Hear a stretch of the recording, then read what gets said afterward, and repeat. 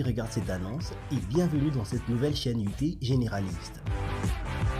Sur cette chaîne, tu trouveras des tutoriels hebdomadaires sur la technologie, les gadgets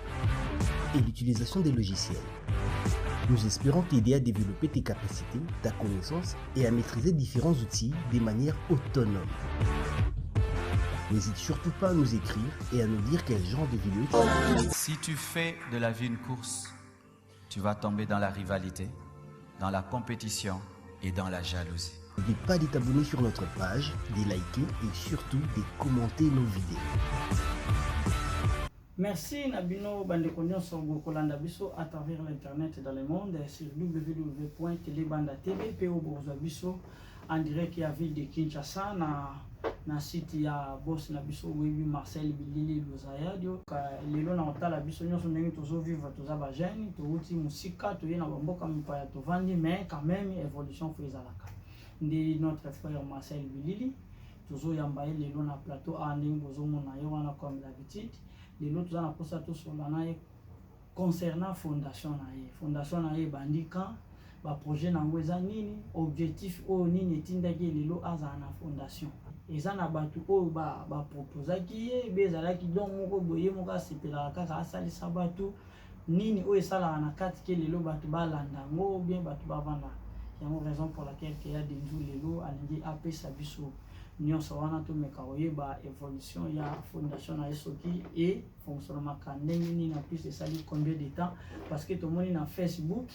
tomoni na revue ya Portland Maine à mboka États-Unis d'Amérique aza travailleur mais tomoni bango batie na website donc na website na site web ndenge tobengi na français donc batie ye tomoni ba komi biographie na ye par rapport ya activité oyo asalaka na communauté africaine, pas seulement la communauté angolaise ou la communauté congolaise. C'est pour cela la raison pour laquelle les autres nous dit tous sur l'année de Marcel, bonjour. Bonjour, il y a tout à la TV de Marcel.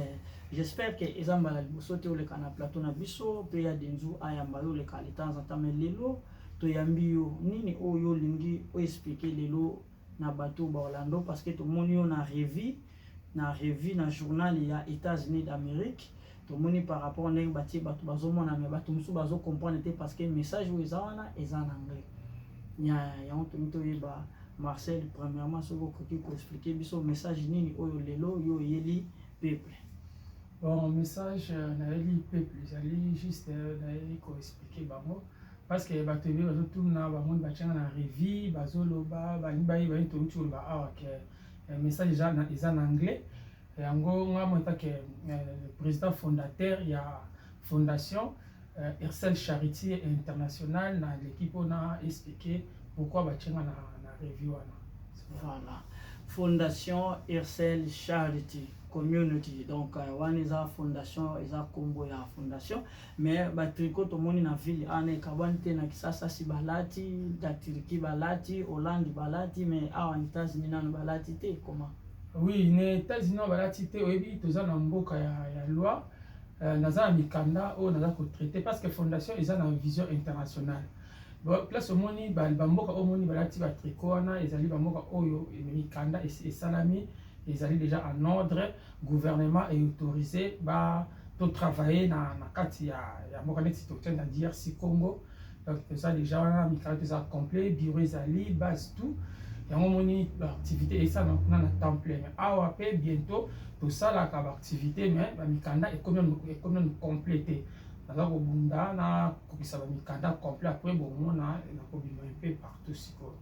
Tout à fait. Mais vraiment, la bande tout l'année explication. Oya mutuya to kena ba question na biso à se présenter. Yomoko, j'espère que pesi combo batu ba yebeli. Oui, comme on ngai ba yebeli ngai ezali Marcelo Luzayadio, mais mingi na monde ba faire bien Marcel Bilili. Vraiment que un grand merci na koyamba patron ya boye patron ya jeune oya zo sala fierté na communauté africaine. Vraiment à la ville de Portland Maine. Voilà, il y a des gens assez pelés na ba jeune no bazo zo temps ya koya ko le kana télé banda pambate eza chaîne oyo ezoko battre la jeunesse ezoko pesa communication ya jeunesse. Vraiment que ndeko Marcel to moni Hersel Fondation Charity to le bien en anglais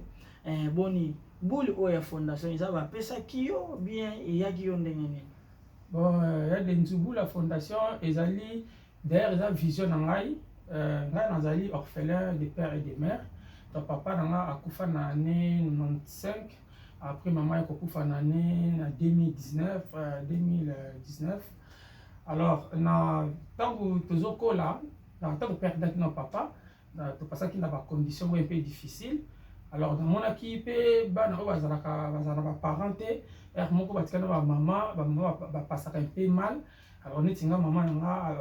elle avait beaucoup souffert pour nanga tangisinga ba classe tout ça. Alors web sanga chaque fois que non donc azo sala la peau azali azolinga na avenir na zala que mutu quoi.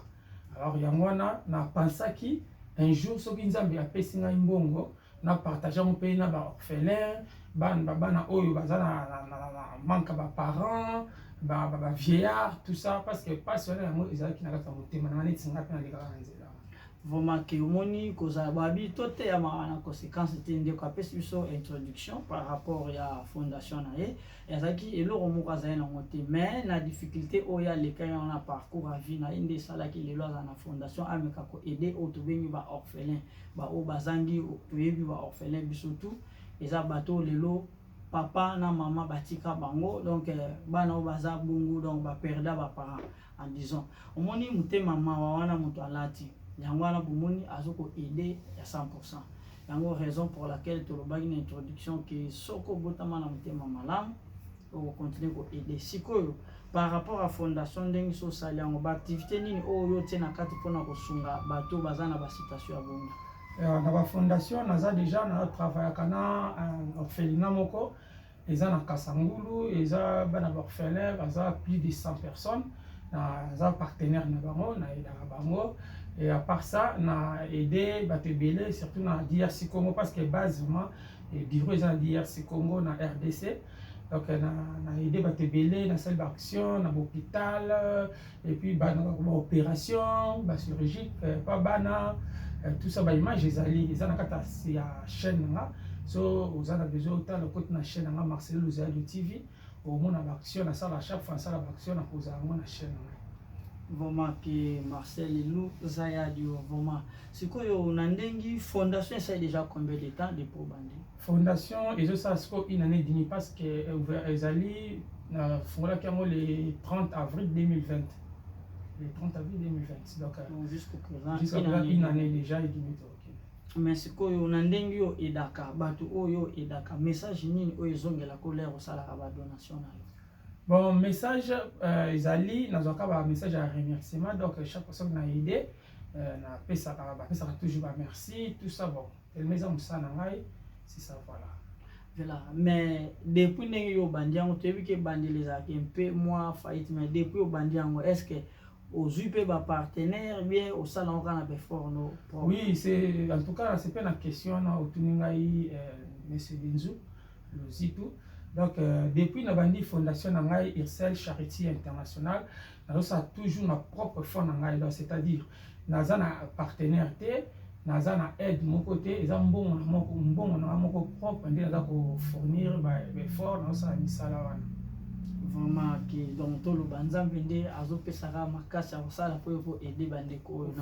par rapport à parcours. C'est ça. Voilà, yango na olobaka boy soki mutu nyonso avoza na histoire faut parcours ezala so parcours ezate ozape na histoire te donc yango raison pour laquelle que na bino bozolanda ya denzo luzitu à travers l'internet dans le monde bo s'abonner massivement na télé banda TV isa chaîne na bino bo kozwa ba actualité mikolo yo chaque week-end tozana des émissions ezaka ya kati studio te ya libanda par rapport à temps yo posa na thèse moko lingi au participer benga ya denzo osali booking na yo akoyebisa yo ndenge nini elekaka par rapport ya kotia biloko ona ba réseaux sociaux mais ndeko Marcel à partir yo bandi loko wana lelo nzambe alakisi yo nini o continuer yango biotika bena no moni loko te na ndengi ozo vivre bon vision na ezali vision mo nzambe apesaki ngai de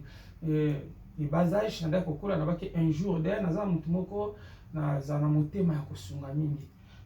nde nazo travailler na yebi que jusque là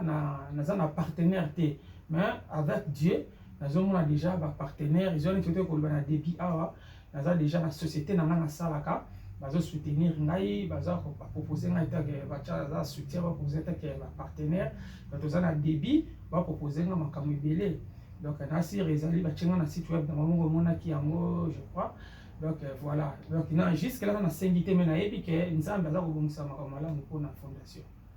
Mais nini lelo esali ke lelo compagnie na yo monene bongo oyo eza Unifest wa ya Unifest ya Unifest compagnie monene bongo ezwa yo epublie basololaki na yo be bango nde balandelaki par rapport à ba action oyo ozosala. Bon bango basololaki na ngai te eza ke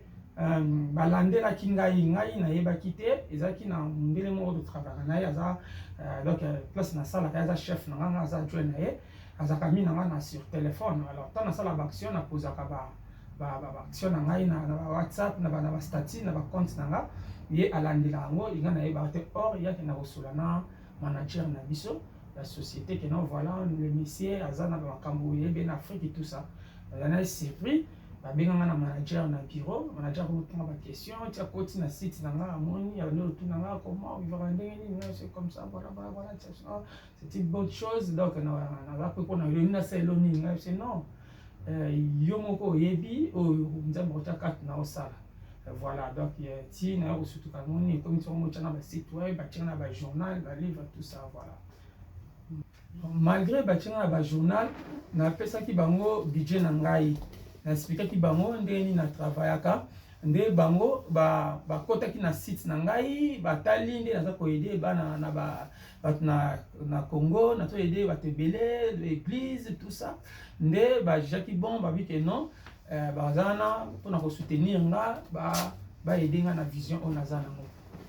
Ya donc tolobaki lelo donc na budget ndenge osalaka ndenge bango bakomi koede yo yo mpo komaisa budget par rapport à aide bio kozala rare bongo. Non, biloko wana supposons omoni mundele ya denzuki toza na poto na sir oyebi yango bien mundele apesaka mutu mbongo te mundele apesaka mutu nde matériel neti déjà naza na proposition bapropose nga bamatériel hôpital mpona sala hôpital na niveau RDC et puis quand les mêmes raconte tosolaki na manager na biso apesaki ngai une carton ya bakashine ya 700 pièces apesi nga bajean apesi ngai babilamba il y a infirmier tout ça donc ça pesinga pour éviter dans la vision nango parce que mukanda on a aussi la RDC dans un droit à ça à l'hôpital dans un droit à ça à la pharmacie dans un droit à centre de formation Belcom. Tout à fait donc vraiment qu'il y a pas la raison pour laquelle donc tout le fondation donc Nzambe sati le boko na ozo sala. Oui donc Nzamba bundela ba o basala msalani ko sala Nzambe ezatera ke okenda église otsa ko offrande non ko sala Nzambe ana ba paramètres belé okenda église mais o marque rappel o mo boy à dehors de ça parce que les lots totali na vie sociale ou les lots zo vivre moi négligence côté belé na ba église comme si kama baku au moins vous avez 4 familles 5 familles mais na 4 wana mabako se kota na 4 mona frère bayoka na raté sero na famille o bayoka na raté vraiment raison pour laquelle il faut toyeba osala Nzambe na ba paramètres nyos oyo ezo senga biso te ba osala Nzambe bakimaka ete yango to moni ndeko na biso Nzamba komi kofunga ba porte na okoma na ba grandeur wana ya kokutana na compagnie monene et comme lokola ba donc sponsorisation na yena o ya salaka parce que Nzamba tika ate ba basale na kaye ndi yango bomoni Nzamba ebiki et place ya okokate à cause de moi aide wana à fournir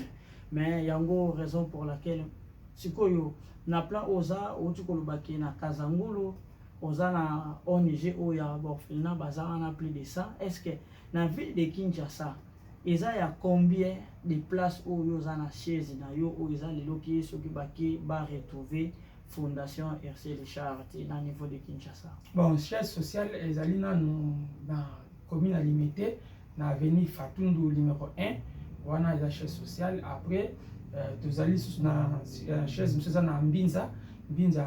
zone eza wana après toza na vision que de hôtel sous pour le moment toza na deux chaises. Est-ce que ba contact na bango ba kombo eza ba oui so éviter ba zape na ba kawa oui soki neti au côté na chaîne nga déjà on a posté adresse email na biso ya fondation puis contact la fondation ya Congo na oya awa soko za na besoin na biso oko consulter biso facile. Voilà, comme chaîne na bino ya nini bango mobala chaîne ezali Marcelo Luzaya Dio TV. Voilà, Marcelo Luzaya Dio TV nde bokokoka kozwa ba coordonnées hein ya Ursel Charity community nde na kati wana bokomona biloko nyonso eleka na kati mais pensez na yo lelo yo zo boule après 5 après fondation ezalaka na base na ba pays wana bien ekende pendete ti na ba province ya minene ndeti na ba mboko ndeti tokoloba ndeti na ba est ya République démocratique du Congo na ba sud ya République d'Angola na ba est ya ba République Zambie bien bokozalaka limité par rapport à République démocratique du Congo. Bon, vision na biso ezali vision internationale na c'est tant ezali fondation Ursel Charity internationale. Donc ça déjà na Congo na DRC Congo. Et puis bientôt tu vas en Angola déjà. Angola bientôt déjà. Et ça déjà, tu vas déjà Mikanda. Déjà en Angola, en États-Unis, tu vas bientôt tu vas à Paris. Tu as déjà en contact déjà à Paris. La vision internationale. Tu es partout dans le voilà, ici le charité international est limité. Donc ndenge pesa en tout cas on fait la opening donc on fait format partout au bas tu vas vivre partout vers ces charité là. C'est ça. Mais message ni fort au yo pesi na bateau bazo collaborer na yo pour na ba aide yo sala ka ba sala ka ndengi yo salelaka ba edaka batu ndengi esengeli selon ke yo tindaka message ni yo pesi ba. Message na pesi ba collaborateur na ngai Nasir ba ebinga boyebinga bien to na fonctionne à ndenge nazaka na bino nazaka mtumo ya gauche droite te nazaka tout droit Nasir nazana confiance no chaque fois na lobaka nayebi ke nyonso na tindaka bosala ndenge na lobaka donc bo continuer ndenge wana nzambe asunga bino poto tsimba eloko ekende liboso. Voilà ndeko Marcel Luzaya Dio omoni kozana ba projet boye pe ko sala biloko ya boye eza facilité parce que eza ya batu pe lelo ba bimambo komona 30 ans 40 ans mais ba bula pe loko te basala ba folie na bango mais ndeko ko yazo sala loko ya boye to pesa ye makasi sur le plan spirituel et sur le plan physique omoni donc to komona mutu na nzela on ne sait jamais ko to négliger te. Mais tous à au bout ya oyeba pe ko batela baninga pe ya ko comprendre réalité nini esengeli to zala à bon terme à bonne relation na baninga parce que on ne sait jamais ndeko Marcel siko par rapport à l'état na mboka kuna na République démocratique du Congo complication ezate na ndengi fondation et base non complication ezate parce que premièrement naza ko travailler na gouvernement congolais naza ko participer na kati ya chômage ya na kati nazo dongo la chômage na kati ya gouvernement congolais naza na futaka na kati ya République démocratique du Congo chaque mois na salaire na bango naza na chargé ya marketing ya communication naza na bureau et puis na futaka tango nazo futa bongo donc ezaki nazo participer na kati ya chômage na kati ya le chômage na kati ya République démocratique du Congo. Donc c'est pour cela ya moso kota na zana action na ke tina dépasser na niveau ya Kasangulu bon au longa na capitale na Kinshasa au poussa na province na niveau ya Congo central et ici on faisait na mikanda ya bien le gouvernement indima ceux qui osana mikanda bien au comme à niveau anate. Voilà ndeko Marcel na moi pena to comme na supena ko chuter vers la fin tout ce quelqu'un a des questions mais c'est quoi par rapport à budget na yo moko privé na budget ya fondation et puis ça a une complication par rapport à la vie dans le bon et puis ça a une complication parce que voir même le lobby quand il donne les visions c'est la provision donc dès qu'on appelle ça une vision il y a que ça la fondation c'est qu'ils ont la provision open zambé à pesangai pour ne pas gérer ma campagne très bien donc et puis ça a une capacité avec Dieu et nous sommes qui na bien bon ils ont des mots cassés il y a des nzunga pour na question yo pe osali télé banda par rapport parce que la zone monde na kata studio tout ça ils ba matos osona moni vraiment impeccable siko pona yo na makambo sala na par rapport à famille budget ozomona ndé vraiment marqué to au compte na biso question te mais wana to répondre au téléspectateur non ça excusez si on a une question ça c'est parce que ndé yo tuni nga question que ndenge ni donc pe biso comme exemple la personne voilà non bon au monde lo nyonso au to le belo mo wana très important donc budget ils a que lo mo préparatoire donc ils a erzo sala les cambo attends la vie lelo ndenge to vivre na vie sociale tozalaka na de biloko mibale soko négligent ozala na échec so ozo vivre sans projet avancement ezala te so pe ozo vivre sans budget évolution ezala te biloko wana mibale na vie eza lokola yo olamuka ntongo okendaka boulot mbongo kaka soki ekoti olataka no kaka komelaka no masanga projet eza te budget eza te po évolution nini eyela yo voilà wana ezali kaka raison moi parenthèse to nalingaki okoma place merci pour la réponse voilà yango tout à fait na bino tu bolandi biso nyonso to na télé banda tv avec notre frère Marcel Luzaya Dobilili, fondation ya Herschel Chartu International. Donc, Azali Pena Play Boss, Azali Pena Play, Aïbi Kosolana tout le monde. Yango Bible bi ki to lila na ba oyo, azolela to lia pena ba oyo, bazali ko sepela. Yango de ko Marcel alubi par rapport ya vie na ye, nde yango etinda ki ye asa la fondation o a IDP parce que ayebi nini oya le kakinango. Voilà, qui na bino nyonso bolandi biso. Bo s'abonner massivement na Télé Banda TV, na kwa wana bomo na Boscrap. Il y a une publicité na biso ne bande le moment l'introduction les akabongo de commercial ce qu'on a publié au nyons sur lundi lelo à travers l'internet to éviter mon ayo ba remerciement ni yo zo pesa ezala bana o pe bazo ko zwa ba don o yo zo ko pesa peut-être ba landa ka ona bémission pesa na ba un message fort un message ya sanctification pour na bana wana ou bien na ba téléspectateurs o pe bazaba ba orphelin mais na moment où bazangi place mais bavandaka pa ya bato mais bazolanda pe biso à travers les réseaux sociaux. Bon pona bana oyo bazangi bato bana oyo bazo ko passer mal na ba vie na bango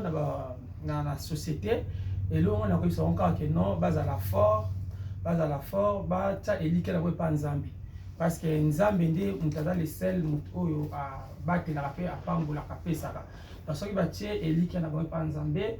voilà nzambe arozanga te na pesa donc voilà la preuve année baza na ba parenté baza na ba famille te mais nzambe tinde bango ngai na nzela nga tozo partager na mokie oyo nga na zanango donc voilà pour moi que batia elike na pa nzambe atika bana orphelin te nzambe azana lui le père des orphelins donc ceux qui batie elike pa nzambe akosunga bango pona bato bazo kolanda biso na kati na chaîne na télévision donc conseil to litona ko ibisa bango bazala en tout cas na motema ya kosunga parce que bible lobi soki ozwi il faut kopesa pe kokabona baninga mutu o abombaka à sa pauvreté dans comme pauvre au fur et à mesure oza ko bomba oza ko comme pauvre au fur et à mesure ko pesa oza ko enrichir tant oza ko pesa oza ko pambola tant oza ko bomba oza ko koma pauvre donc faut oyo nzambe soka pesi yo ka o partager na baninga oyo bazana ngote. Voilà qui ndeko Marcel a pesi biso message par rapport ya ba question to bongisaki to meka osola concernant fondation mais nini oyo moko lelo ozo boule que 5 ans après fondation ekoyi kokoma dès les ans ko boule 5 ans après donc to ça espoir avec Dieu donc ils a une catastrophe parce que nous avons confiance dans Nzambe ndenge tozokende na biso ke ya denzu eza na bato belé na mboka oyo et puis même na Europe partout ba minanga ba sanga ba téléphone na Marcel soki oza na action et ça biso pour participer mais jusque là nazui ni $1 ya moto nazui ni na senga kate na sala na propre fond na ngai mais yebi ke tellement na sala moi avec volonté de Dieu sans intérêt avec Nzambe a sala biswa. Voilà que ndeko Marcel Luzaya Dobilili a pesi biso briefing na ye a pesi biso nini o esengeli tozaye mais so ko pesa biso numéro de téléphone ezaki bandeko bana pour ça bazo direct ou bien ba contacter Télé Banda nde isaboni. Bon pour na contact na biso premièrement ceux qui bonota action na biso s'abonner na Marcelo Luzaya TV pour na contact vous aurez ngamo direct ezali 207 766 81 31. Bon, ou soit ceux qui vous contactez Télé Banda, vous aurez facilement. Voilà, tout à fait. Vraiment que tu comprends la souka ya émission na biso par rapport tu comprends rejeter vers la fin par rapport ya ndeko oyo asali eloko oyo ya koyeba kosunga bandeko. Yo pe osala noka folie. Kanisi la Nzambe na paramètre moko boy. Parce que lobby obongisa nzela na awa to boyite to ya na poto mbongo eza passe mais mpona kosala eloko oyo ozwaka $100 opesaka mutu oyo oyebi te bato bato oyo oyebi te mais na cadre ya mawa wana na bambongo ya souffrance oyo eza facile te. Donc ndeko fo koyeba ata soki yo omoni ke moto akabeleza te ata ndeko Marcel ndenge yo osungaka bato nga na $100 oyo esunga mpe ndeko. Donc yango tobayiki tosunga pe sur le plan physique et sur le plan spirituel. Est-ce que lelo soki église moko emonani bopartani na bango okozala d'accord? Oui, dans ndenge lelo ke babiki ndeko Marcel kwa oza na fondation edaka biso pe tondimi donc tozala koma collaborateur na yo pe lisusu lokola kana na cadre ya aide. Oui, na c'est parce que ndenge naza posa ba partenaire baya basunganga po to tombe la vision qui est liboso pour bo baksa pe lisusu na ba place donc pobo donc et pobo ça élargir beaucoup taper na ba province mususu ezo senga pe budget mata c'est ça voilà que notre frère azape na posa ya soutien au moins muta ko liboko moko ni to baka gauche ko sokolaka koto ikini kamo bien te mais soki mi balé boumoni et ni qui ont kitoko donc beaucoup mi balé de faire la action wana pona ndeko Marcel. Un grand merci na Chiffre 7 Freddy Kimbembe, coordinateur ya Telebanda TV. Un grand merci na directeur ya rédaction Lévier André Kabisa, Mutema ya Mama Sylvie Lesso. Un grand merci na directeur technique Oyasimbi Régie, Mario Gérald Luzitu et Grace Yvonne Luzitu et Solange Luzitu. Wana baza bana oyo bazoko battre la Telebanda sur le plan spirituel. Voilà, ndeko Marcel tokomi ko citer vers la fin, to éviter un mot de la fin par rapport à l'équipe qui travaille à Kanayo, par rapport à Bandeko Bayebio, un mot de la fin. Bon, un mot de la fin, juste na remercier premièrement staff nangai na DRC Congo, donc na bandi na vice-président nangai, représentant de la fondation Excel Charité Internationale, monsieur Bozi Bossimi. Na remercier les sous maître avocat nangai, madame Joséphine Foulou. Et puis, nous remercier le sous-secrétaire général Nangai, donc CG, Papi Kabouika, adjoint Naye, Ezali, M. Igo Pissa, nous remercier Maman Sociale, Christine Munzelinga, et puis nous remercier pasteur au encadre Kabiso, dans la fondation, dans la Kishasa, donc encadré Nabiso,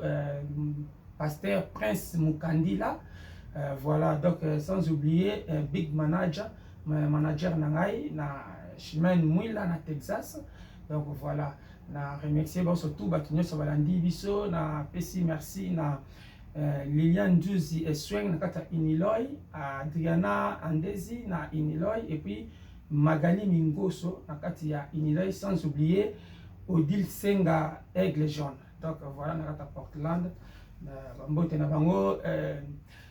Chiffre 7 Freddy Kimbembe, Levin Dongala. Donc